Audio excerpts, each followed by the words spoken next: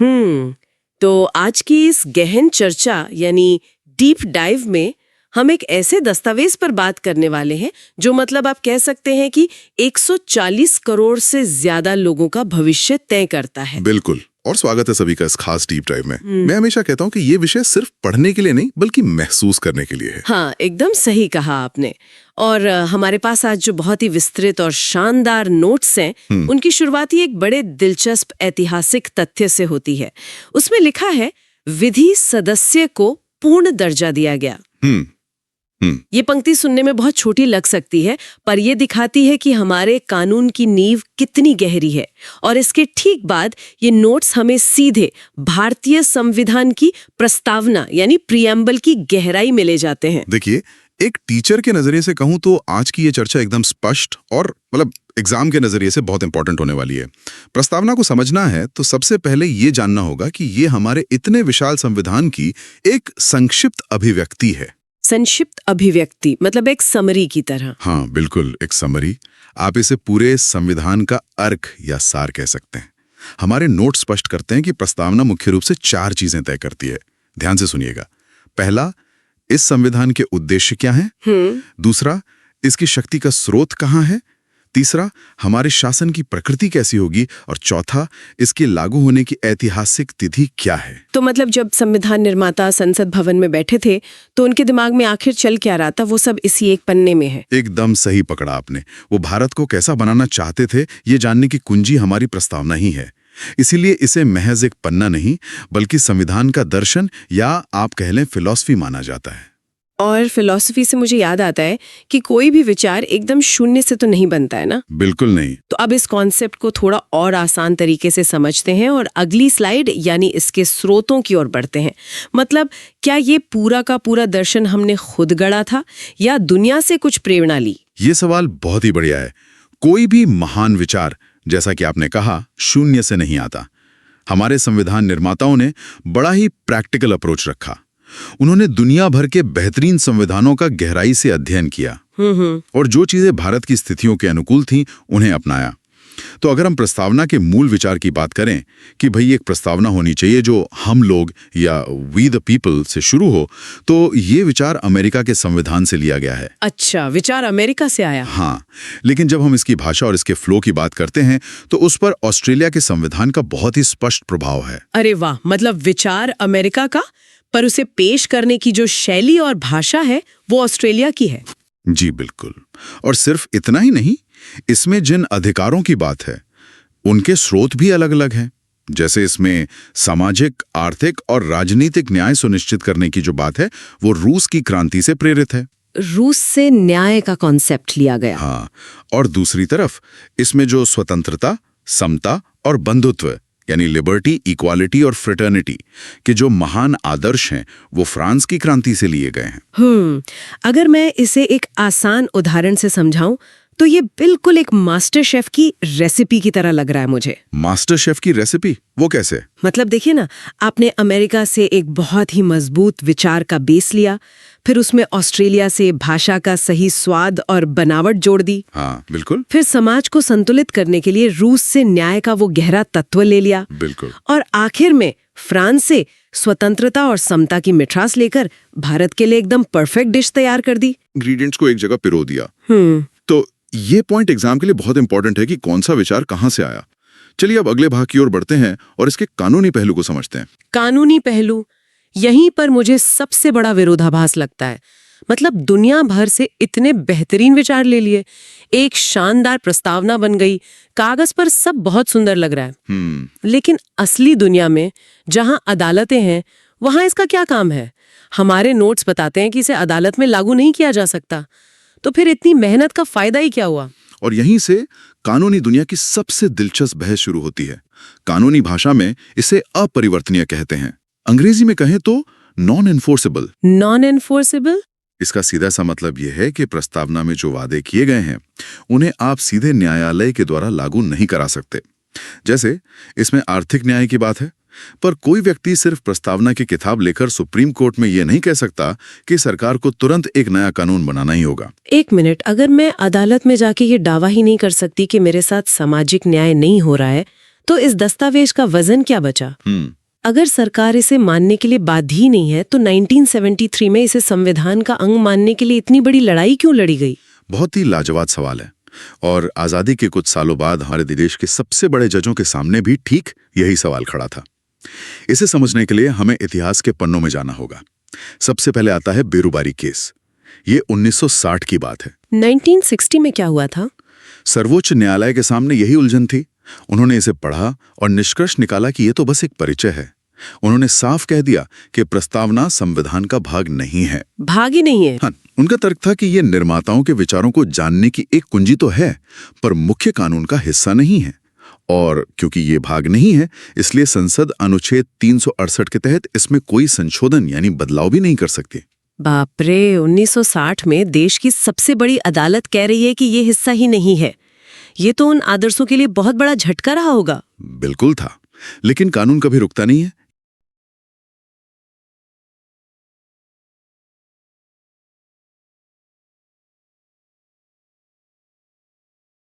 बड़ा मामला सामने आया, केशवानंद भारती केस।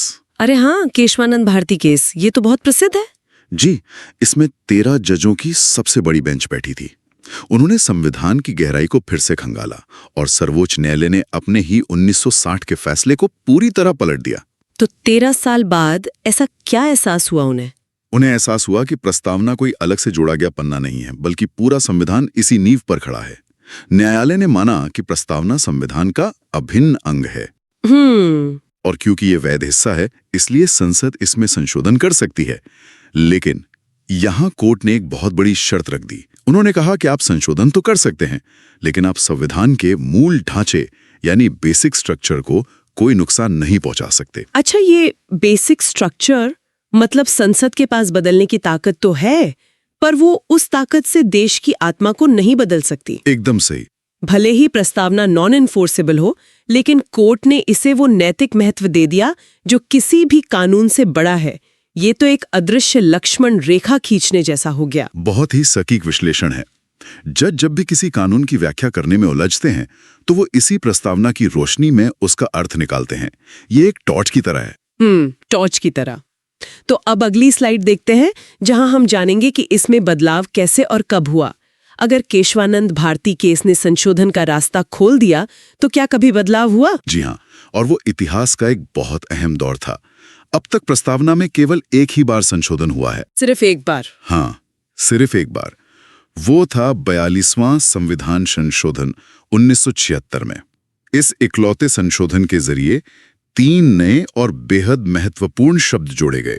समाजवाद यानी सोशलिस्ट, पंथ निरपेक्ष यानी सेक्युलर और अखंडता यानी इंटेग्रिटी। ये हमें थोड़ा रुक कर सोचना चाहूंगे। हमारा संविधान 1950 में लागू हुआ। क्या 1976 तक हम पंथ निरपेक्ष या समाजवादी नहीं थे? ये कंफ्यूजन बहुतों को होता है। मतलब 26 साल बाद अचानक इन 3 शब्दों को जोड़ने की क्या जरूरत पड़ गई? क्या ये पहले से मौजूद नहीं थे? अरे वो बिल्कुल मौजूद थे। हमारे मौलिक अधिकारों में धार्मिक स्वतंत्रता पहले से थी, जो हमें पंथ निरपेक्ष बनाती है। नीति निदेशक तत्वों में आर्थिक समानता की बात थी, जो समाजवाद का आधार है। तो फिर अलग से क्यों लिखा गया? 1976 के उस दौर में सरकार को लगा कि इन मूल्यों को सिर्फ अनुच्छेदों के अंदर छुपाकर नहीं रखा जा सकता। देश के चरित्र को दुनिया के सामने मुखर रूप से रखने के लिए इन्हें सीधे मुखपृष्ठ पर उकेरना जरूरी था। और अखंडता जोड़कर यह बताया गया कि एकता सिर्फ जमीन की नहीं, दिलों की भी होनी चाहिए। सच में ये दिखाता है कि सिर्फ 3 शब्दों का जुड़ना भी एक राष्ट्र की दिशा को कितना गहरा प्रभाव दे सकता है। बिल्कुल। तो अब इस कॉन्सेप्ट को गहराई से समझते हैं और प्रस्तावना के मुख्य तत्वों को डिकोड करते हैं। अब हम इसके एक एक शब्द का असल मतलब समझेंगे। जी, जब हम इसे पढ़ना शुरू करते हैं तो सबसे पहला तत्व उभर कर आता है शक्ति का स्रोत। हाँ, और प्रस्तावना की शुरुआत होती है उन ऐतिहासिक शब्दों से, हम भारत के लोग, we the people of India. ये कोई साधारण बात नहीं है।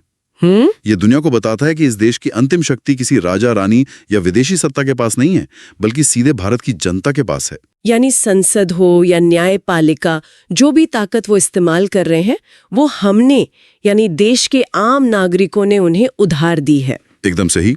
इसके बाद दूसरा तत्व आता है देश की प्रकृति। भारत का स्वरूप कैसा होगा?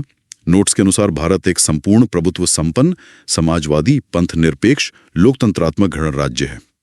ये 5 शब्द भारत की पहचान तय करते हैं। ये शब्द अखबारों में तो बहुत आते हैं, पर लोग अक्सर इनके तकनीकी अर्थ में उलझ जाते हैं, तो थोड़ा इन्हें आसान भाषा में डिकोड करते हैं। संपूर्ण प्रभुत्व संपन्न से शुरू करें। चलिए, संपूर्ण प्रभुत्व संपन्न या सॉवरेन का बहुत सीधा मतलब है कि भारत अपने आंतरिक और बाहरी निर्णय लेने के लिए पूरी तरह आजाद है। कोई बाहरी महाशक्ति हमें ये नहीं बता सकती कि हमें क्या कानून बनाने हैं। हम अपने मालिक खुद हैं। और समाजवादी और पंथ निरपेक्ष। हाँ, ये भी दिलचस्प है। भारत का समाजवाद कम्युनिस्ट देशों वाला उग्र समाजवाद नहीं है, जहां सब कुछ सरकार का होता है। हाँ, वैसा नहीं है। हमारा लोकतंत्रात्मक समाजवाद है, जो गांधी और नेहरू की विचारधारा से प्रेरित है। यहाँ प्राइवेट और पब्लिक सेक्टर मिलकर काम करते हैं ताकि गरीबी दूर हो। और पंथ निरपेक्ष। पश्चिमी देशों में राज्य और धर्म के बीच एक सख्त दीवार होती है, पर हमारे यहाँ पंथ निरपेक्ष का अर्थ है कि सरकार का अपना कोई राजकीय धर्म नहीं है। सब धर्म समान है और सरकार सबके प्रति तटस्थ रहेगी। इसके बाद 2 शब्द आते हैं जो अक्सर एक साथ बोले जाते हैं, पर मतलब अलग है। लोकतंत्रात्मक और गणराज्य। बिल्कुल। लोकतंत्रात्मक मतलब देश का शासन जनता चुनेगी, हम अपने प्रतिनिधि चुनते हैं, यानी अप्रत्यक्ष लोकतंत्र। और गणराज्य या रिपब्लिक का मतलब है कि हमारे राष्ट्र का सर्वोच्च पद यानी राष्ट्रपति वो किसी राजा की तरह वंशानुगत नहीं होगा। अगर मैं इसे एक रोजमर्रा के उदाहरण से समझाऊं, हाँ बताइए। मान लीजिए हमारा देश एक बहुत बड़ी गाड़ी है। लोकतंत्र का मतलब है कि इस गाड़ी का ड्राइवर कौन होगा ये जनता वोट देकर तय करेगी। लेकिन गणराज्य ये सुनिश्चित करता है कि इस गाड़ी का मालिक कौन है। ये गारंटी देता है कि मालिक किसी एक राजसी परिवार का नहीं होगा। कोई भी आम नागरिक अपनी काबिलियत से उस कुर्सी तक पहुंच सकता है। क्या बात है, ये बहुत ही बेहतरीन एनालॉजी है इन दोनों शब्दों का फर्क समझने के लिए। अब प्रकृति समझ ली तो तीसरे तत्व पर आते हैं, संविधान के उद्देश्य। हमारे नोट्स में इसे याद रखने के लिए एक बहुत ही शानदार नंबर स्ट्रैटेजी दी गई है, 3-5-2-1 का मॉडल। 3-5-2-1 मॉडल, ये कैसे काम करता है? ये प्रस्तावना के वादों का गणित है। सबसे पहले 3 प्रकार के न्याय, सामाजिक, आर्थिक और राजनीतिक न्याय। यहां ध्यान दीजिए कि सामाजिक और आर्थिक न्याय को राजनीतिक न्याय से पहले रखा गया है। ऐसा क्यों? क्योंकि जब तक समाज में बराबरी नहीं होगी और पेट भरा नहीं होगा, तब तक सिर्फ वोट देने का अधिकार बेमानी है। ये बहुत गहरी बात है। बिना पेट भरे राजनीति में हिस्सा लेना नामुमकिन है। अच्छा, तो 5 की संख्या क्या है? 5 प्रकार की स्वतंत्रता है, विचार, अभिव्यक्ति, विश्वास, धर्म और उपासना की आजादी। ये इंसान के विकास के लिए सबसे जरूरी हैं। फिर आती हैं 2 प्रकार की समता, प्रतिष्ठा और अवसर की, मतलब इज्जत बराबर होगी और आगे बढ़ने के मौके सबको समान मिलेंगे। और अंत में एक बंधुत्व, जो व्यक्ति की गरिमा और राष्ट्र की एकता सुनिश्चित करने वाला भाईचारा है। 3 न्याय, 5 स्वतंत्रता, 2 समता और 1 बंधुत्व। ये सिर्फ एक लिस्ट नहीं, एक पूरा ब्लूप्रिंट है एक आदर्श समाज का। बिल्कुल। चलिए अब अगले भाग की ओर बढ़ते हैं, जहां हम देखेंगे कि बड़े विद्वानों ने इस प्रस्तावना को किस नजरिए से देखा, क्योंकि इतने बड़े दर्शन को लोगों ने अलग अलग तरह से समझा होगा। हाँ, हमारे नोट्स में कई बड़े विद्वानों के प्रसिद्ध कोट्स हैं। सबसे पहले N.A. पालकीवाला का कोट लेते हैं। उन्होंने कहा, प्रस्तावना संविधान का परिचय पत्र है। परिचय पत्र मतलब आइडेंटिटी कार्ड? जैसे किसी का आईडी देखकर हम जान जाते हैं कि वो कौन है, वैसे ये दस्तावेज संविधान की पहचान बता देता है। एक भावनात्मक नजरिए से देखा और कहा, प्रस्तावना हमारे दीर्घकालिक सपनों का विचार है। मतलब आजादी की लड़ाई में जो दशकों तक सपने देखे गए थे, ये उन्हीं सपनों का मूर्त रूप है। कोई इसे कानूनी पहचान मान रहा है तो कोई सपना। और डॉक्टर K.M. मुंशी जी का कथन तो सबसे दिलचस्प है।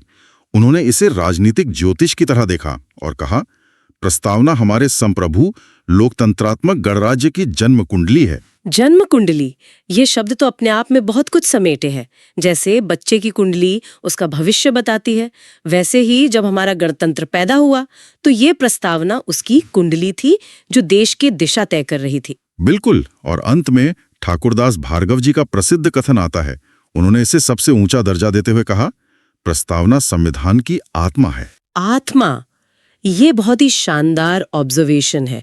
एक ही दस्तावेज है पर परतें इतनी गहरी हैं कि कोई इसे परिचय पत्र कह रहा है, कोई जन्म कुंडली तो कोई आत्मा।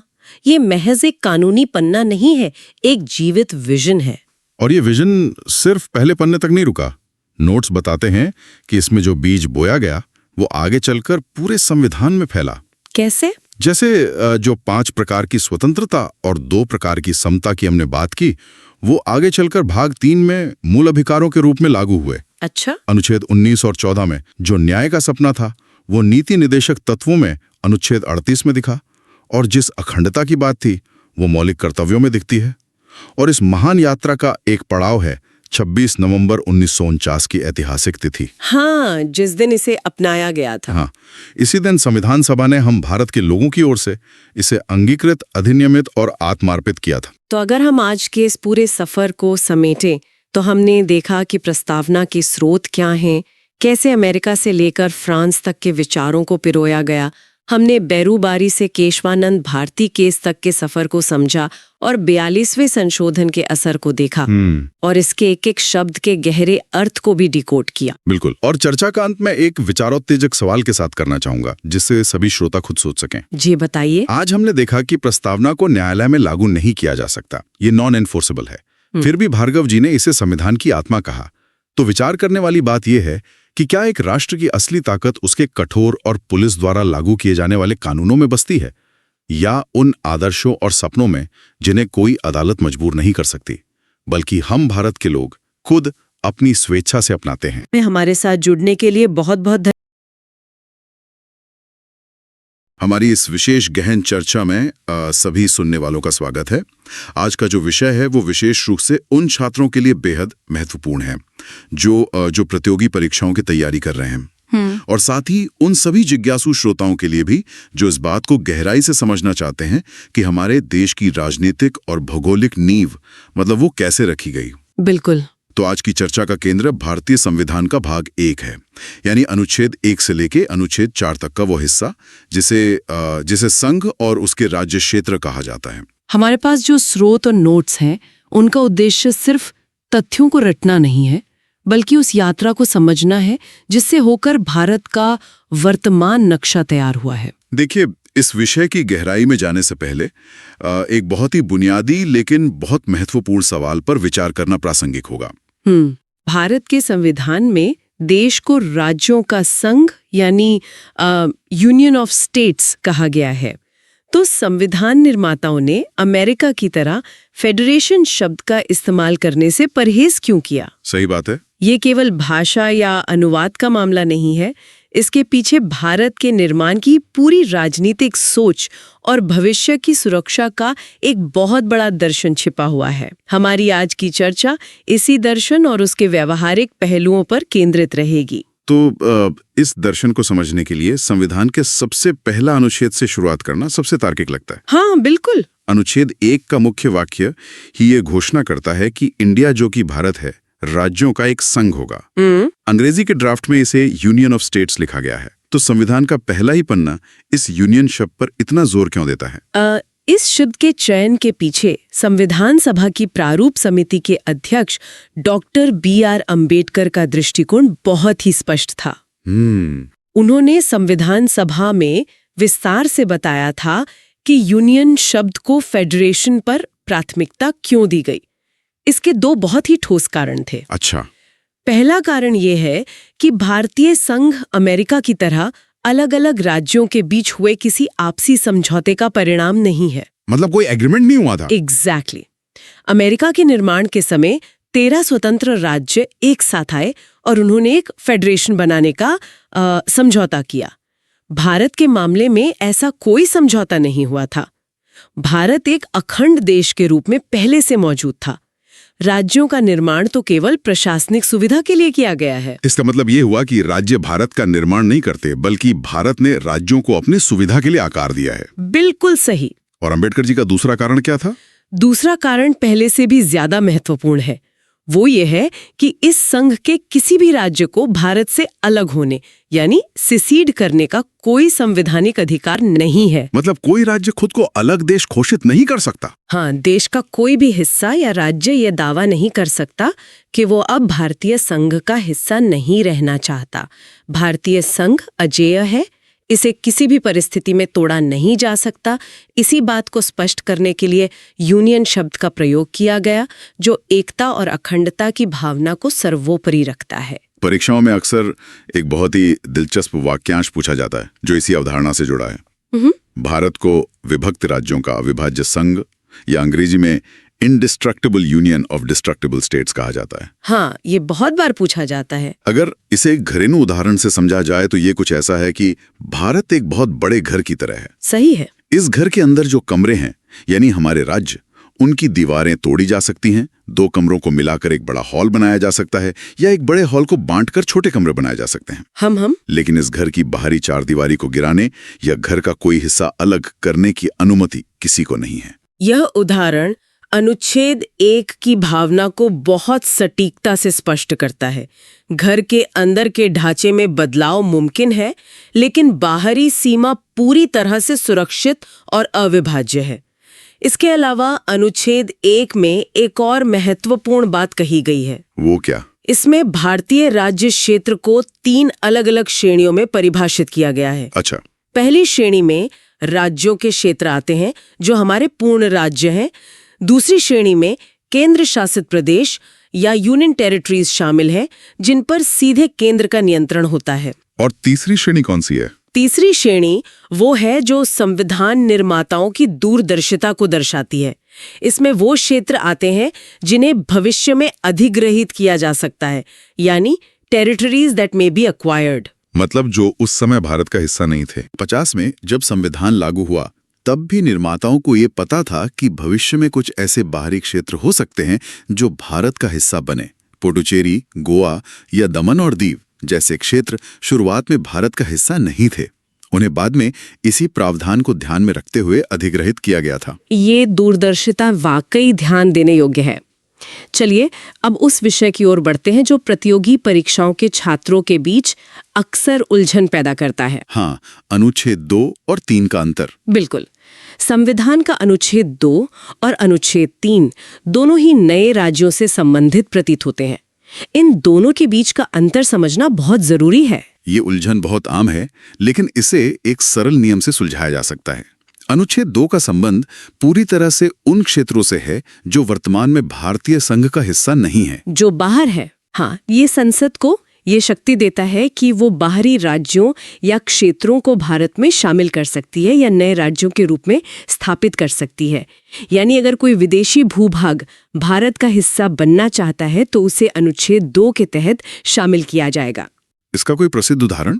इसका सबसे ऐतिहासिक उदाहरण 1975 में सिक्किम का भारत में प्रवेश है। हाँ, सिक्किम पहले एक स्वतंत्र राजशाही था, फिर एक सहयोगी राज्य बना और अंततः अनुच्छेद 2 का उपयोग करते हुए उसे भारतीय संघ में एक पूर्ण राज्य के रूप में शामिल किया गया। स्पष्ट है कि अनुच्छेद 2 का मतलब बाहर से किसी नए सदस्य को अपने देश की सीमा के भीतर लाना है।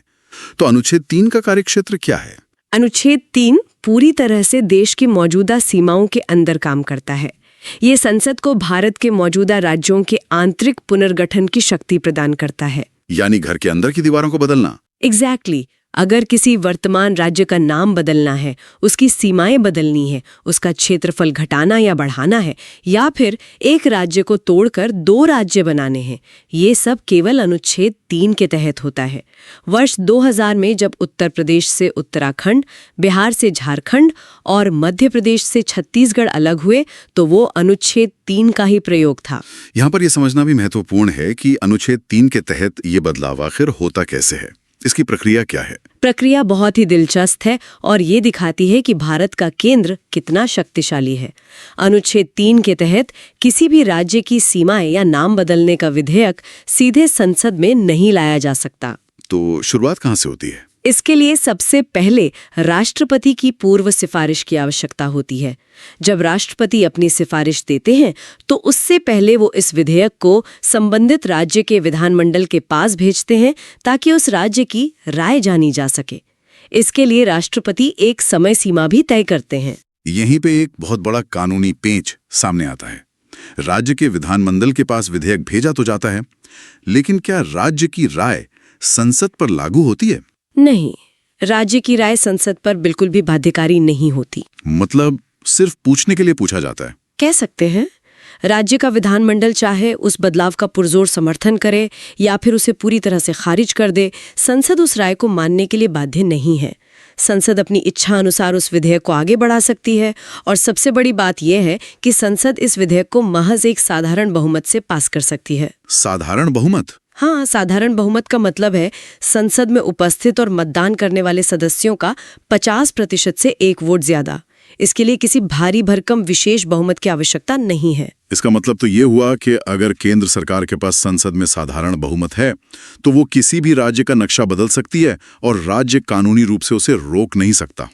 ये सीधे तौर पर हमारी अविभाज्य संघ की बात को पुष्ट करता है। बिल्कुल। अब इसी प्रक्रिया को कानूनी सुरक्षा देने के लिए अनुच्छेद 4 आता है। अनुच्छेद 4 का काम क्या है? अनुच्छेद 4 ये स्पष्ट करता है कि अनुच्छेद 2 और अनुच्छेद 3 के तहत जो भी बदलाव किए जाएंगे उन्हें अनुच्छेद 368 के तहत संविधान संशोधन नहीं माना जाएगा। श्रोताओं की सुविधा के लिए यहाँ अनुच्छेद 368 के महत्व को थोड़ा स्पष्ट करना जरूरी है। अनुच्छेद 368 भारतीय संविधान में संशोधन करने की एक बहुत ही जटिल और कठोर प्रक्रिया है। इसके तहत संशोधन करने के लिए संसद के दोनों सदनों में 2/3 विशेष बहुमत की आवश्यकता होती है और कई मामलों में तो आधे से अधिक राज्यों की सहमति भी चाहिए होती है। अनुच्छेद 4 ये सुनिश्चित करता है कि नए राज्यों के निर्माण या सीमा बदलने जैसे प्रशासनिक कार्यों के लिए इस जटिल प्रक्रिया से न गुजरना पड़े। इसीलिए इसे साधारण विधायी प्रक्रिया से बाहर रखा गया है। ये संविधान निर्माताओं द्वारा दी गई एक बहुत बड़ी सुविधा है, लेकिन हर नियम का एक अपवाद होता है। क्या संसद अपने इस साधारण बहुमत के अधिकार का उपयोग करके भारत की कोई जमीन किसी दूसरे देश को दे सकती है? ये सवाल 1960 में स्वतंत्र भारत के सामने एक बहुत बड़े विवाद के रूप में खड़ा हुआ था, जिसे हम बेरूबाड़ी संघ मामले के नाम से जानते हैं। हाँ, ये मामला बहुत चर्चा में रहता है। उस समय भारत और पूर्वी पाकिस्तान, जो आज बांग्लादेश है, उनके बीच सीमा विवाद को सुलझाने के लिए नेहरू नून समझौता हुआ था। इसके तहत भारत को बेरूबाड़ी नाम का एक छोटा सा क्षेत्र पाकिस्तान को सौंपना था। जब सरकार ने ऐसा करने की कोशिश की तो देश भर में भारी विरोध हुआ और मामला सुप्रीम कोर्ट तक पहुंचा। और सुप्रीम कोर्ट का फैसला इस मामले में एक नजीर बन गया।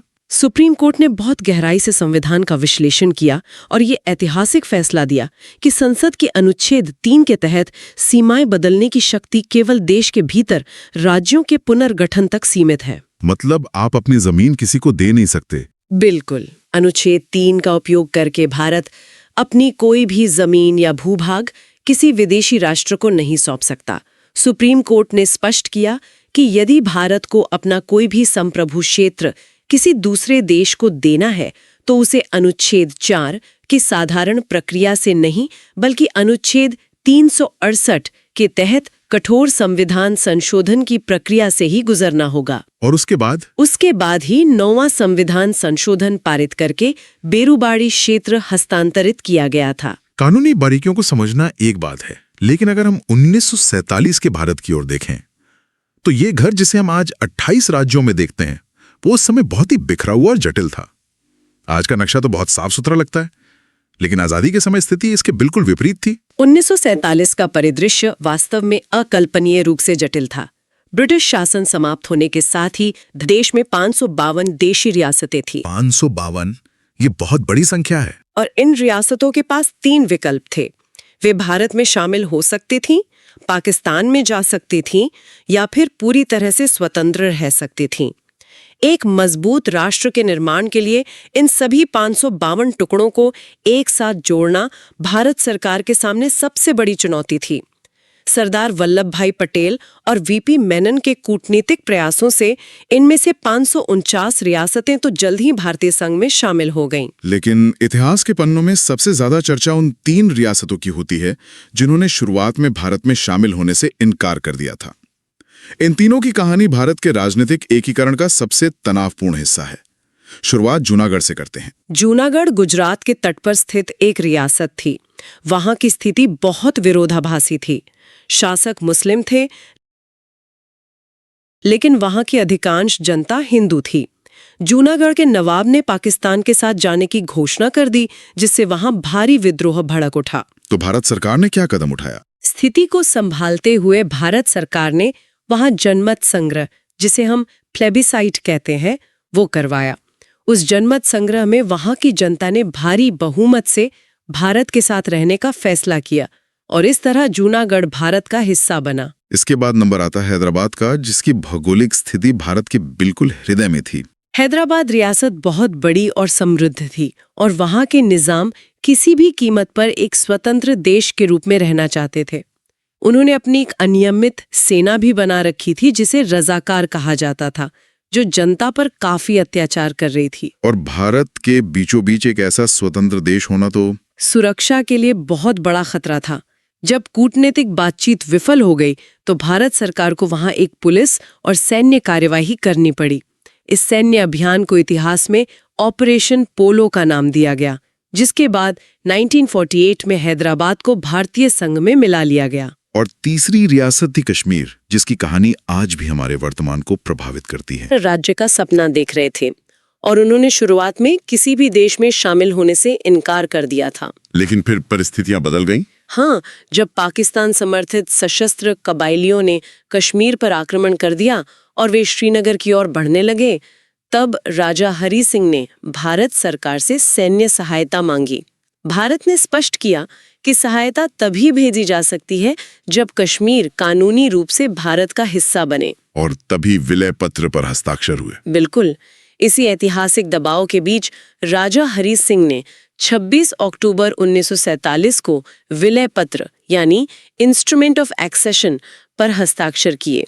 इस कानूनी दस्तावेज के आधार पर इन 552 रियासतों को मिलाकर भारत की बाहरी सीमाएं तो सुरक्षित कर ली गईं, लेकिन देश के भीतर की प्रशासनिक व्यवस्था अभी भी स्थिर नहीं थी। आजादी के तुरंत बाद ही एक नई और बहुत ही शक्तिशाली मांग ने जोर पकड़ना शुरू कर दिया। भाषा के आधार पर राज्यों के निर्माण की मांग। दक्षिण भारत में ये मांग विशेष रूप से तीव्र थी। इस मांग ने नवगठित भारत सरकार के सामने एक बहुत बड़ा धर्म संकट खड़ा कर दिया। इसे समझने के लिए हमें उस समय के मानसिक और राजनीतिक माहौल को समझना होगा। देश ने हाल ही में धर्म के आधार पर विभाजन की त्रासदी झेली थी, जिसमें लाखों लोगों की जान गई थी। तो नेताओं को डर था कि एक और विभाजन न हो जाए। सही कहा। देश के नेताओं के मन में ये गहरा डर बैठ गया था कि अगर अब भाषा के आधार पर लोगों को बांटा गया तो कहीं देश के और टुकड़े न हो जाएं। इसी डर और चिंता के बीच 1948 में S.K. धर की अध्यक्षता में धर आयोग का गठन किया गया ताकि इस मांग की समीक्षा की जा सके। और धर आयोग का निष्कर्ष वही था जिसकी सरकार को उम्मीद थी। बिल्कुल। धर आयोग ने स्पष्ट रूप से सिफारिश की कि राज्यों का पुनर्गठन भाषा के आधार पर नहीं बल्कि प्रशासनिक सुविधा के आधार पर होना चाहिए। उन्होंने भाषाई आधार को सिरे से खारिज कर दिया, लेकिन इस रिपोर्ट ने जनता के गुस्से को शांत करने के बजाय और भड़का दिया। इस बढ़ते असंतोष को देखते हुए सरकार ने 1948 के अंत में ही एक और समिति बनाई जिसे JVP समिति कहा जाता है। इसके सदस्यों के नाम ही इसकी गंभीरता को दर्शाते हैं: जवाहरलाल नेहरू, वल्लभ भाई पटेल और पट्टाभी सीतारामैया। इतनी उच्च स्तरीय समिति बनाने का उद्देश्य ही ये था कि किसी तरह इस भाषाई विभाजन को रोका जा सके। JVP समिति ने भी धर आयोग की बात का ही समर्थन किया। उन्होंने भी अपनी रिपोर्ट में स्पष्ट कहा कि वर्तमान परिस्थितियों में भाषा के आधार पर नए राज्य बनाना देश की एकता के लिए खतरनाक हो सकता है। मतलब सरकार पूरी तरह से इसके खिलाफ थी। हाँ, सरकार किसी भी कीमत पर भाषा को आधार बनाने से बचना चाहती थी, लेकिन इतिहास अक्सर वो नहीं होता जो सरकारें चाहती हैं। एक बहुत ही भावुक और दुखद घटना ने भारत के भूगोल की दिशा हमेशा के लिए बदल दी। ये घटना थी पोटी श्री रामुलु का आंदोलन। पोटी श्री रामुलु एक गांधीवादी नेता थे। उन्होंने मद्रास राज्य से तेलुगु भाषी लोगों के लिए एक अलग आंध्र राज्य की मांग करते हुए आमरण अनशन शुरू कर दिया। सरकार ने सोचा कि शायद वो अपना अनशन तोड़ देंगे, लेकिन ऐसा नहीं हुआ। 56 दिनों की लंबी और कष्टदायक भूख हड़ताल के बाद उनका निधन हो गया। और उसके बाद तो जैसे पूरा मद्रास जल उठा। उनके निधन की खबर फैलते ही पूरे मद्रास राज्य में आग लग गई।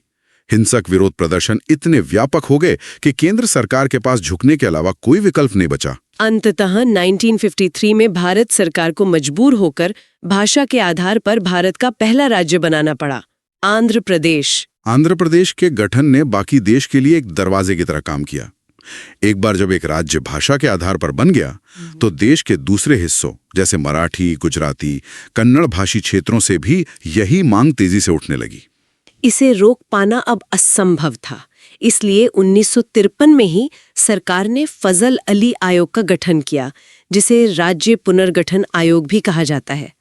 इस आयोग ने बहुत व्यापक अध्ययन किया और अंततः इस बात को स्वीकार किया कि राज्यों के पुनर्गठन में भाषा को एक मुख्य आधार बनाया जाना चाहिए। लेकिन उन्होंने एक भाषा एक राज्य का सिद्धांत नहीं माना था ना? बिल्कुल नहीं। उन्होंने एक भाषा एक राज्य के सिद्धांत को नकार दिया, क्योंकि देश की एकता सबसे ऊपर थी। इसी आयोग की सिफारिशों के आधार पर संसद ने राज्य पुनर्गठन अधिनियम 1956 पारित किया। और इस 1956 के अधिनियम के लागू होने के साथ ही भारत का नक्शा एक बार फिर पूरी तरह से बदल गया। 1956 में भारत में 14 राज्य और 6 केंद्र शासित प्रदेश बनाए गए। ये भारत के आधुनिक भूगोल की शुरुआत थी। और ये यात्रा 1956 में रुकी नहीं। अनुच्छेद 3 का उपयोग करते हुए समय समय पर प्रशासनिक, भाषाई और सांस्कृतिक जरूरतों के अनुसार भारत का नक्शा लगातार विकसित होता रहा है। अगर हम आज यानी 2026 के परिदृश्य पर नजर डालें तो 1956 के वो 14 राज्य अब बढ़कर 28 राज्य हो चुके हैं और 6 केंद्र शासित प्रदेशों की संख्या 8 हो गई है। पिछले कुछ वर्षों में हमने कई बड़े ऐतिहासिक बदलाव देखे। बिल्कुल। हाल के दशकों के बदलाव इस बात का प्रमाण है कि हमारा संविधान कितना जीवंत है। 2014 में आंध्र प्रदेश से अलग होकर तेलंगाना का एक नए राज्य के रूप में उदय हुआ। और 2019 का बदलाव तो सबसे बड़ा था। हाँ, 2019 में एक बहुत ही युगांतरकारी कदम उठाया गया, जब अनुच्छेद 370 के प्रभाव को खत्म करते हुए जम्मू कश्मीर राज्य का पुनर्गठन किया गया और उसे 2 अलग-अलग केंद्र शासित प्रदेशों जम्मू कश्मीर और लद्दाख में विभाजित कर दिया गया।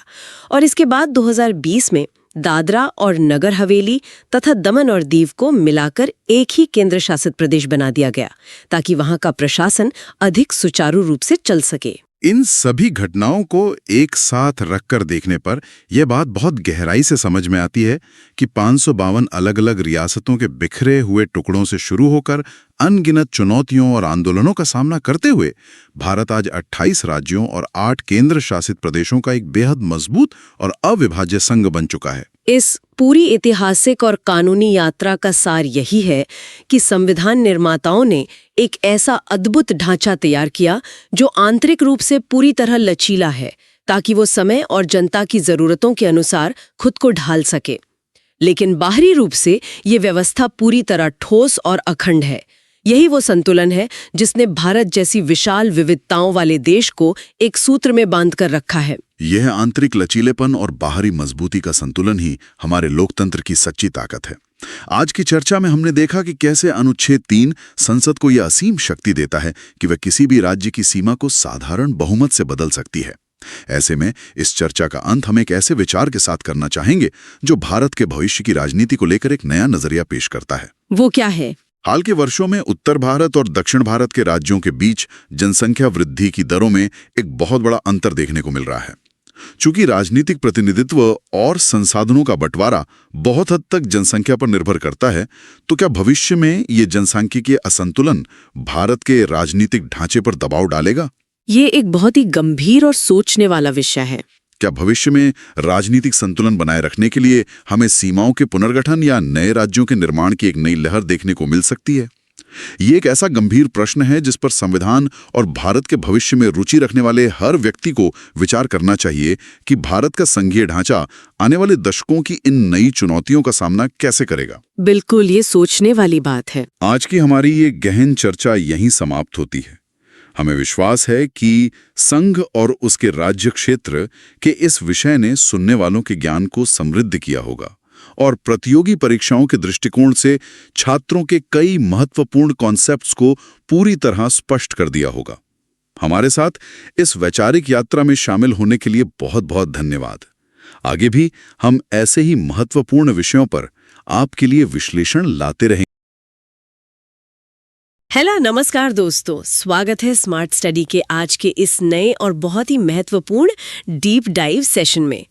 आज हम भारतीय संविधान को बहुत गहराई से समझने वाले हैं। बिल्कुल। और आज का हमारा फोकस एक ऐसे विषय पर है जिसे अक्सर बहुत हल्के में लिया जाता है। नागरिकता यानी सिटीजनशिप। जो भी स्टूडेंट्स कॉम्पिटिटिव एग्जाम्स की तैयारी कर रहे हैं उनके लिए तो ये टॉपिक बहुत ही ज्यादा इम्पोर्टेंट होने वाला है। सही कहा। तो आज के इस विश्लेषण का जो मुख्य उद्देश्य है, हमारे जो भी सोर्सेज और नोट्स हैं उनके आधार पर, वो ये समझना है कि आखिर नागरिकता है क्या, ये कैसे मिलती है और किन परिस्थितियों में ये छिन सकती है। ये एक बहुत ही बढ़िया शुरुआत है, क्योंकि देखिए, जब हम नागरिकता शब्द सुनते हैं तो दिमाग में तुरंत पासपोर्ट, आधार कार्ड या कोई वोटर आईडी आता है। हाँ वही, लेकिन अगर हम पॉलिटिकल साइंस और कानून की गहराइयों में जाएं, तो किसी भी आधुनिक राष्ट्र में नागरिकता सिर्फ एक कागज का टुकड़ा नहीं है। तो फिर ये क्या है? ये असल में राज्य और व्यक्ति के बीच का एक बहुत ही गहरा वैधानिक और सामाजिक अनुबंध है। मतलब एक तरह का सोशल कॉन्ट्रैक्ट, जो एक व्यक्ति को उस देश में पूर्ण नागरिक और राजनीतिक अधिकार देता है। बिल्कुल। एक तरह से ये तय करता है कि इस विशाल राष्ट्रीय परिवार का कोर सदस्य कौन है और कौन नहीं। चलिए इस कॉन्सेप्ट को थोड़ा और आसान तरीके से समझते हैं। संविधान के भाग 2 की तरफ चलते हैं, जिसमें अनुच्छेद 5 से 11 तक नागरिकता का जिक्र है। यहाँ सबसे दिलचस्प बात यह है कि जब हम इन अनुच्छेदों को पढ़ते हैं तो ऐसा नहीं लगता कि ये कोई हमेशा के लिए बनाए गए स्थायी नियम है। हाँ, सोर्सेज देखकर तो ऐसा ही लगता है कि जैसे ये किसी खास समय की समस्या को सुलझाने के लिए लिखे गए हों। ये एक बहुत ही सटीक ऑब्जर्वेशन है। इन अनुच्छेदों को समझने के लिए हमें थोड़ा समय में पीछे जाना होगा। 1940 के दशक के अंत में, जब देश का विभाजन हुआ था। बिल्कुल। लाखों लोग सीमा के इस पार से उस पार जा रहे थे। इतिहास का सबसे बड़ा विस्थापन हो रहा था। ऐसे में संविधान निर्माताओं का लक्ष्य क्या था? उनका प्राथमिक लक्ष्य सिर्फ 26 जनवरी 1950 यानी जिस दिन हमारा संविधान लागू हुआ, उस दिन की स्थिति को स्पष्ट करना था। मतलब उन्हें सिर्फ ये तय करना था कि उस विशिष्ट दिन पर भारत का नागरिक कौन है। सही कहा। और भविष्य के लिए उन्होंने पूरी शक्ति संसद को सौंप दी। तो आइए 26 जनवरी 1950 के उस परिदृश्य से ही शुरुआत करते हैं। हमारे नोट्स बताते हैं कि अनुच्छेद 5 अधिवास या जिसे डोमिसाइल कहते हैं, उस पर आधारित नागरिकता की बात करता है। हाँ, और इसमें शर्तें काफी दिलचस्प थीं। व्यक्ति का भारत में अधिवास होना चाहिए और साथ ही 3 में से कोई एक शर्त पूरी होनी चाहिए। या तो उसका जन्म भारत में हुआ हो, या माता पिता में से किसी का जन्म यहाँ हुआ हो, या फिर वो संविधान लागू होने से ठीक पहले कम से कम 5 वर्षों से भारत में रह रहा हो। तो क्या ये मुख्य रूप से उन लोगों के लिए था जो पीढ़ियों से यहीं रह रहे थे? हाँ। अनुच्छेद 5 एक तरह से उन सामान्य निवासियों के लिए एक सीधा नियम था जो विभाजन से सीधे तौर पे विस्थापित नहीं हुए थे, जिनका स्पष्ट इरादा भारत को अपना स्थायी घर बनाने का था। बिल्कुल। लेकिन असली लीगल चुनौती उन लोगों के लिए थी जो सीमा पार कर रहे थे, और यहीं पर अनुच्छेद 6 और 7 आते हैं। अनुच्छेद 6 पाकिस्तान से भारत आने वाले लोगों के बारे में है। सोर्सेज में एक बहुत ही स्पेसिफिक तारीख का जिक्र है, 19 जुलाई 1948। ये तारीख एग्जाम्स के लिए बहुत इंपॉर्टेंट है। नियम कहता है कि जो लोग इस तारीख से पहले भारत आ गए वो स्वतः ही नागरिक बन गए, लेकिन जो इसके बाद आए उन्हें 6 महीने भारत में रहकर अपना रजिस्ट्रेशन कराना पड़ा। यहाँ एक सवाल उठता है कि आखिर 19 जुलाई 1948 ही क्यों? इस तारीख में ऐसा क्या खास था? ऐतिहासिक विवरण ही इस विषय को रोचक बनाते हैं। 19 जुलाई 1948 कोई रैंडम तारीख नहीं थी। दरअसल इसी दिन भारत और पाकिस्तान के बीच परमिट सिस्टम लागू किया गया था। अच्छा, मतलब उस दिन से पहले लोग बिना किसी कागजी रोक-टोक के सीमा पार कर रहे थे। हाँ, लेकिन 19 जुलाई से दोनों देशों ने आवाजाही को कंट्रोल करने के लिए परमिट अनिवार्य कर दिया। इसलिए संविधान ने इसी तारीख को एक लीगल कट ऑफ मान लिया। ये बैकग्राउंड जानने के बाद चीजें बहुत क्लियर हो जाती हैं। अब अनुच्छेद 7 का परिदृश्य तो और भी जटिल मानवीय स्थिति को दर्शाता है। वो कैसे? ये उन लोगों की बात करता है जो 1 मार्च 1947 के बाद भारत से पाकिस्तान चले गए थे, लेकिन फिर उन्होंने वापस भारत लौटने का फैसला किया। ये वास्तव में उस दौर की सबसे बड़ी त्रासदियों में से एक थी। लोग घबराहट में घर छोड़ गए, सीमा पार गए, और फिर उन्हें एहसास हुआ कि वो गलत जगह आ गए हैं और अपनी जड़ों से कट गए हैं। ऐसे लोगों ने स्थायी रूप से वापस लौटने के लिए पुनर्वास परमिट या रीसेटलमेंट परमिट लिया। और संविधान निर्माताओं ने इस मानवीय पहलू को समझा। अनुच्छेद 7 के तहत व्यवस्था की कि अगर ऐसे लोग वैध परमिट के साथ वापस आते हैं तो उन्हें भी 6 महीने के निवास के बाद पंजीकृत किया जा सकता है। ये करुणा और व्यावहारिकता का एक बेहतरीन उदाहरण था। अब अगला टेक्स्ट देखते हैं। हमारे सोर्सेज में अनुच्छेद 8 का उल्लेख है, जो एक अलग ही भौगोलिक दिशा में ले जाता है। विदेशी निवासियों या विदेशों में बसे भारतीय मूल के लोगों के लिए। मान लीजिए किसी के दादा दादी अविभाजित भारत में जन्मे थे, लेकिन 1950 में वो व्यक्ति फिजी या लंदन में रह रहा था, तो उनके लिए क्या विकल्प था? उनके लिए अनुच्छेद 8 ने एक खिड़की खोली रखी। अगर वो खुद को मातृभूमि से जुड़ा हुआ महसूस करते थे तो वो उस देश में मौजूद भारतीय दूतावास के पास जाकर खुद को भारत के नागरिक के रूप में रजिस्टर करा सकते थे। दुनिया भर में फैले हुए भारतीय प्रवासियों को जोड़ने का शानदार तरीका। खैर, अब तक तो हमने सिर्फ नागरिकता प्राप्त करने की बात की है। हाँ, अनुच्छेद 9 तो इसे खोने या छीनने का प्रावधान करता है। नोट्स के अनुसार यदि कोई व्यक्ति स्वेच्छा से किसी अन्य देश की नागरिकता ग्रहण कर लेता है तो उसकी भारतीय नागरिकता तुरंत समाप्त हो जाती है। क्या इसमें कोई रियायत नहीं है? कोई रियायत नहीं। भारतीय कानून दोहरी नागरिकता के विचार को पूरी तरह से खारिज करता है। मतलब जिस क्षण कोई कनाडा या ऑस्ट्रेलिया का पासपोर्ट लेता है, ठीक उसी क्षण कानूनी रूप से उसकी भारतीय नागरिकता शून्य हो जाती है। आप एक ही समय में 2 देशों के प्रति पूर्ण राजनीतिक निष्ठा नहीं रख सकते। समझ गई। और फिर आते हैं भाग 2 के आखिरी 2 अनुच्छेद 10 और 11, जहां से संविधान ने नागरिकता का पूरा कंट्रोल भविष्य की संसदों के हाथों में सौंप दिया। अनुच्छेद 10 ये सुनिश्चित करता है कि नागरिकता कोई ऐसी चीज नहीं है जिसे सरकार अपनी मर्जी से किसी से भी छीन ले। ये केवल संसदीय कानून के दायरे में ही छीनी जा सकती है। और अनुच्छेद 11 तो सबसे महत्वपूर्ण है। ये संसद को नागरिकता के अर्जन, समाप्ति और इससे जुड़े हर एक विषय पर कानून बनाने की संपूर्ण शक्ति देता है। चलिए अब अगले भाग की ओर बढ़ते हैं। संसद ने अपनी शक्ति का इस्तेमाल किया और नागरिकता अधिनियम 1955 पारित किया। हमारे नोट्स के अनुसार 1955 के इस अधिनियम ने नागरिकता प्राप्त करने के 5 मुख्य तरीके और इसे खोने के 3 तरीके निर्धारित किए। तो इन 5 तरीकों यानी एक्विजिशन के प्रावधानों को थोड़ा डिटेल में समझते हैं।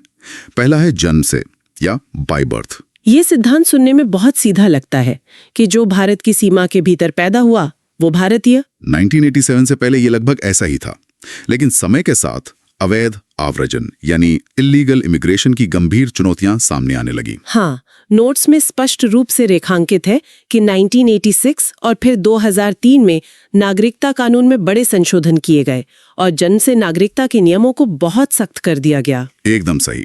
आज के समय में केवल भारत की जमीन पर पैदा होना किसी को नागरिक नहीं बनाता। 2003 के संशोधन के बाद की स्थिति ये है कि बच्चे के जन्म के समय माता पिता दोनों का भारतीय नागरिक होना आवश्यक है, या फिर कम से कम एक भारतीय नागरिक हो और दूसरा उस समय अवैध प्रवासी ना हो। ये बदलाव विशेष रूप से सीमावर्ती राज्यों में अवैध प्रवासियों के बच्चों को स्वतः नागरिकता मिलने से रोकने के लिए था। ये पॉइंट एग्जाम्स के लिए बहुत इंपॉर्टेंट है। बिल्कुल। अब दूसरा तरीका देखते हैं जो है वंश से या बाय डिसेंट। ये उन लोगों के लिए है जिनका जन्म भारत के बाहर हुआ है। आज के ग्लोबलाइज्ड युग में जहां लाखों भारतीय काम के लिए खाड़ी देशों, यूरोप या अमेरिका में रहते हैं, ये नियम बहुत काम का है। अगर कोई भारतीय जोड़ा विदेश में रह रहा है और वहां उनके बच्चे का जन्म होता है तो वो बच्चा वंश के आधार पर नागरिक बन सकता है। लेकिन इसके लिए शर्त ये है कि जन्म के 1 वर्ष के भीतर उन्हें स्थानीय भारतीय दूतावास में उस जन्म का पंजीकरण कराना होता है। ये एक तरह की घोषणा होती है कि वो चाहते हैं कि बच्चा भारतीय नागरिक बने। अब आते हैं तीसरे और चौथे तरीके पर, जहां स्टूडेंट्स अक्सर कंफ्यूज होते हैं। पंजीकरण यानी रजिस्ट्रेशन और देशीकरण यानी नेचुरलाइजेशन। पंजीकरण के लिए 7 साल भारत में रहना जरूरी है, जबकि देशीकरण के लिए 11 साल। इन दोनों में बुनियादी फर्क क्या है? देखिए, इसे ऐसे समझते हैं। पंजीकरण उनके लिए है जिनका भारत के साथ पहले से कोई संबंध या जड़ें मौजूद हैं। जैसे भारतीय मूल के व्यक्ति जो विदेश में बस गए थे और अब वापस आना चाहते हैं, या ऐसे विदेशी नागरिक जिन्होंने किसी भारतीय से विवाह किया है।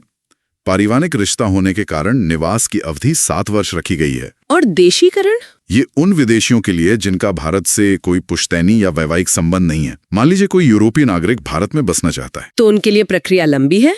उन्हें 11 साल भारत में रहना होगा और संविधान की 8वीं अनुसूची की किसी एक भाषा का ज्ञान भी होना चाहिए। एकदम क्लियर। जड़ों का होना या ना होना ही समय सीमा तय करता है। टी द्वारा या बाय इनकॉर्पोरेशन ऑफ टेरिटरी। मतलब अगर भारत कल को किसी नए भूभाग को अपने अंदर मिला लेता है तो वहाँ रहने वाले लोग स्वतः ही भारतीय बन जाएंगे। इसका सबसे बेहतरीन उदाहरण 1975 का है, जब सिक्किम भारत का पूर्ण राज्य बना था। हाँ, उस समय भारत सरकार ने सिक्किम नागरिकता आदेश जारी किया था, जिससे वहाँ के लोग नागरिक बन गए। ये तो हो गए प्राप्त करने के 5 तरीके। अब 1955 का अधिनियम नागरिकता समाप्त होने के 3 तरीके भी बताता है। पहला है स्वैच्छिक त्याग यानी रिनंसिएशन, मतलब व्यक्ति खुद आगे आकर कहे कि मैं अपनी नागरिकता छोड़ रहा हूँ। और दूसरा है बर्खास्तगी या टर्मिनेशन। ये वही अनुच्छेद 9 वाला सिद्धांत है। यदि आपने स्वेच्छा से त्याग नहीं किया लेकिन चुपचाप किसी और देश का पासपोर्ट हासिल कर लिया तो आपकी भारतीय नागरिकता बर्खास्त मान ली जाएगी। लेकिन तीसरा तरीका वंचित किया जाना या डिप्राइवेशन, ये थोड़ा गंभीर लगता है क्योंकि इसमें सरकार सक्रिय रूप से नागरिकता छीन रही है। ये सबसे कड़ा कदम है और आमतौर पर जन्म से नागरिकों पर लागू नहीं होता। तो ये किन पर लागू होता है? मुख्य रूप से उन लोगों पर जिन्होंने पंजीकरण या देशीकरण से नागरिकता ली है। अगर पता चलता है कि उन्होंने झूठे दस्तावेज देकर नागरिकता प्राप्त की थी, या संविधान के प्रति अनादर प्रदर्शित किया है, या युद्ध के समय दुश्मन देश के साथ गैर कानूनी व्यापार किया है, तो सरकार एक आदेश पारित करके उन्हें नागरिकता से वंचित कर सकती है। चलिए अब इस चर्चा के उस हिस्से की ओर बढ़ते हैं जिसने हाल के वर्षों में काफी ध्यान आकर्षित किया है। नागरिकता संशोधन अधिनियम 2019 यानी CAA। हमारे सोर्सेज में इसके प्रावधानों को बहुत ही तथ्यात्मक तरीके से दर्ज किया गया है। अगर हम सिर्फ कानूनी बदलावों का विश्लेषण करें तो इसका उद्देश्य 3 विशिष्ट पड़ोसी देशों पाकिस्तान, बांग्लादेश और अफगानिस्तान से आए हुए कुछ खास धार्मिक अल्पसंख्यकों को नागरिकता प्रदान करने की प्रक्रिया को आसान बनाना है। अधिनियम में स्पष्ट रूप से 6 समुदायों का उल्लेख है: हिंदू, सिख, बौद्ध, जैन, पारसी और ईसाई। और नोट्स में एक बहुत ही स्पष्ट कट ऑफ तारीख भी दी गई है। ये संशोधन केवल उन व्यक्तियों पर लागू होता है जो 31 दिसंबर 2014 को या उससे पहले भारत में प्रवेश कर चुके हैं। और सबसे बड़ा कानूनी बदलाव देशीकरण की प्रक्रिया के समय में किया गया है। वही देशीकरण जिसके लिए 11 साल का इंतजार करना पड़ता था, इन विशिष्ट समुदायों के लिए उसे घटाकर 5 वर्ष कर दिया गया है। लेकिन सोर्सेज में कुछ अपवाद भी हैं। ये CAA कानून पूरे भारत में एक समान रूप से लागू नहीं होता। इसमें 6ठी अनुसूची और इनर लाइन परमिट वाले क्षेत्रों को बाहर रखा गया है। इसे समझना भारत की क्षेत्रीय विविधता को समझने जैसा है। संविधान की 6ठी अनुसूची असम, मेघालय, त्रिपुरा और मिजोरम के कुछ विशेष आदिवासी क्षेत्रों को विशेष स्वायत्तता देती है ताकि उनकी संस्कृति बची रहे। और इनर लाइन परमिट या ILP एक विशेष यात्रा दस्तावेज है जो कुछ सीमावर्ती राज्यों में प्रवेश के लिए जरूरी होता है। तो CAA के प्रावधान इन संरक्षित क्षेत्रों में लागू नहीं होंगे।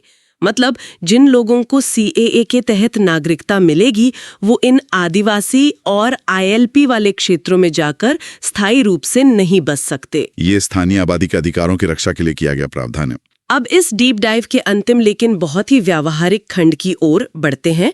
कुछ ऐसे तथ्य जिनका सामना हम रोजमर्रा की जिंदगी में करते हैं। सबसे पहला है एकल नागरिकता या सिंगल सिटीजनशिप। अमेरिका से तुलना करें तो वहाँ दोहरी नागरिकता है। व्यक्ति राज्य का भी नागरिक होता है और देश का भी। लेकिन भारत में ऐसा नहीं है। हमारे संविधान निर्माताओं ने ब्रिटेन की प्रणाली से प्रेरणा ली। आप गुजरात या पंजाब के निवासी हो सकते हैं लेकिन नागरिक आप केवल भारत के हैं। ये पूरे देश को एक सूत्र में पिरोने का काम करता है। एक और बहुत ही आम विषय है NRI और OCI। लोग अक्सर इन्हें एक मान लेते हैं लेकिन कानूनी तौर पर इनमें जमीन आसमान का अंतर है। इस अंतर को स्पष्ट करना जरूरी है।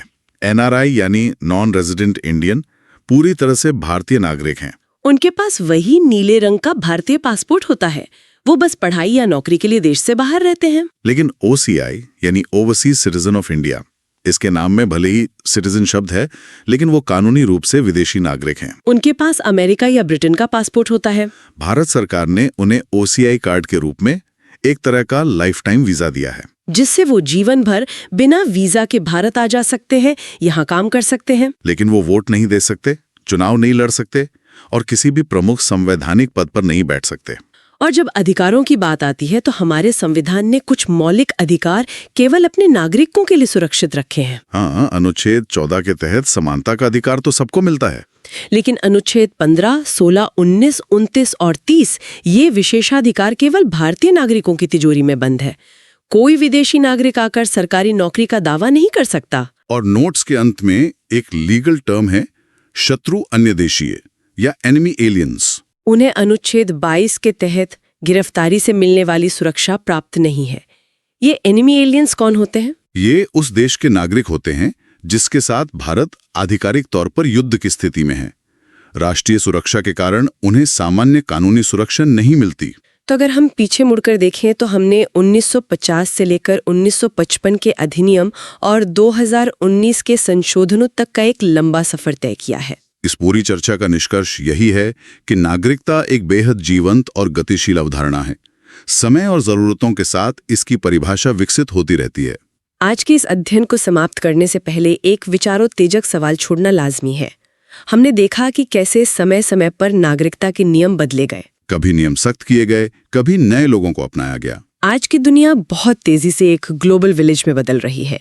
लोग जितनी आसानी से आज सीमाएं पार कर रहे हैं, वैसा पहले कभी नहीं हुआ। तो सोचने वाली बात यह है कि क्या आने वाले दशकों में राष्ट्रीय सीमाओं की प्रासंगिकता वैसी ही रहेगी?